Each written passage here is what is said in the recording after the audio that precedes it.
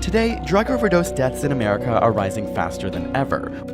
400 to 800 people are on the streets here looking for their next high. Some people want to get off drugs, but they're so deep into it, they can't, no matter how hard they try.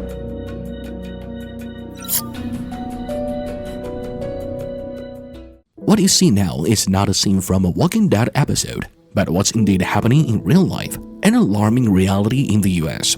Used needles scattered all over the concrete, with crackheads hopping around like zombies, criminals and drug dealers hanging on the street all day. Homeless encampments massively took over the neighborhood like a wasteland.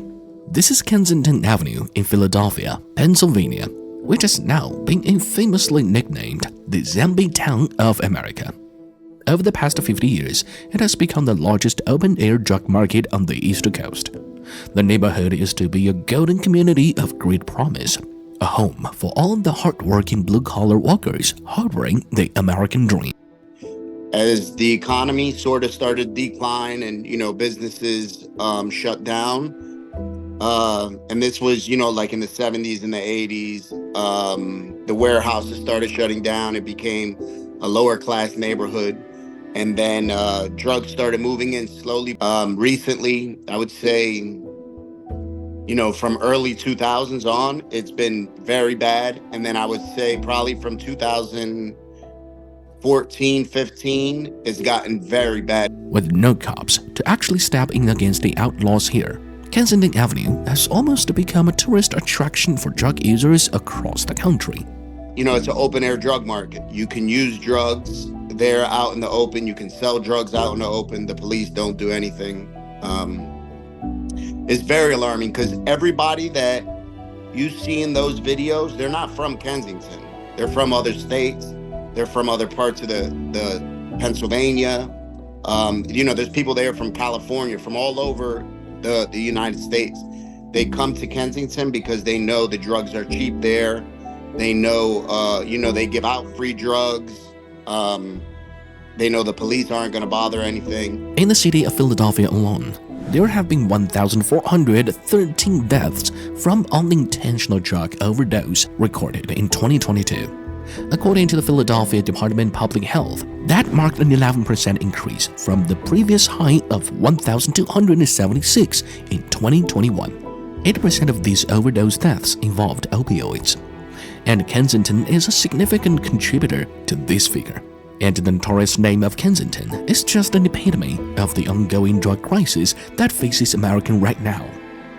The United States is now the drug capital of the world, consuming more illicit drugs than any other country in the world. The country marks up only 5% of the world's population, but uses 80% of the world's opioids. Last year, approximately 109,600 people died from drug overdoses in the United States. This number not only set a record, but it was also more than the number of people who died from gunshots and car accidents in the United States that year combined. The problem here is that these pharmaceuticals, opioids, can very quickly lead to dependence, tolerance, meaning that people want to take more and more to achieve the same effect, and addiction.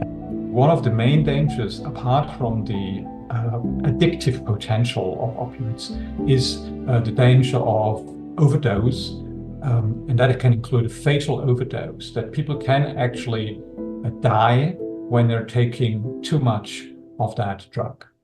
In a nation plagued by traditional drugs from heroin, meth to cocaine for decades, now varied kinds of opioids have surfaced and started to infiltrate the market.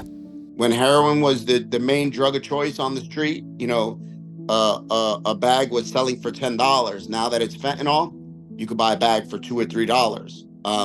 So, with that synthetic, with the synthetic market now, there's no such thing as running out. They can just continue to produce. And, it's all over America. These synthetic drugs now appear to be more accessible, sold at a lower price, and they are alarmingly reaching out to the younger generation. Half of Americans aged 12 and older have used illicit drugs at least once in their lifetime. Drug overdose deaths in the US have exceeded 1 million since 2000. And in the last few years, there have been more than 100,000 deaths annually. I mean, ever since I was in high school, if you wanted to get certain drugs, especially weed, you always knew a guy in high school. It's very, very, very common in America.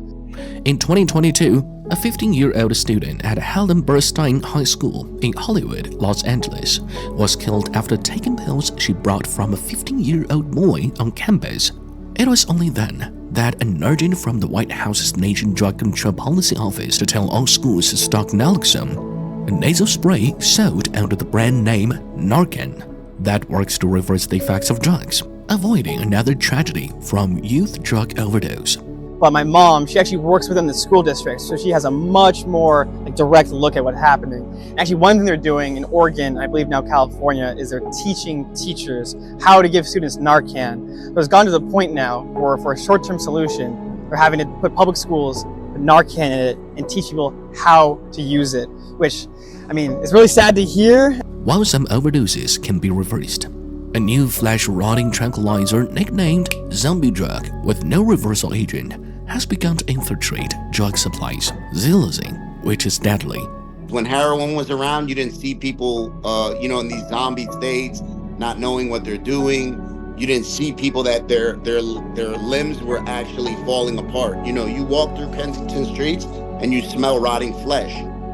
You see everywhere. You see people with, ulcers and skin all cut up and maggots and flies.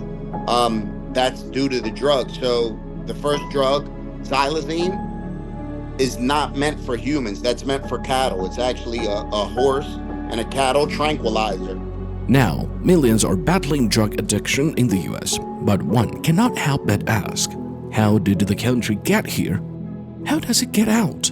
Stay tuned for our next episode for answers.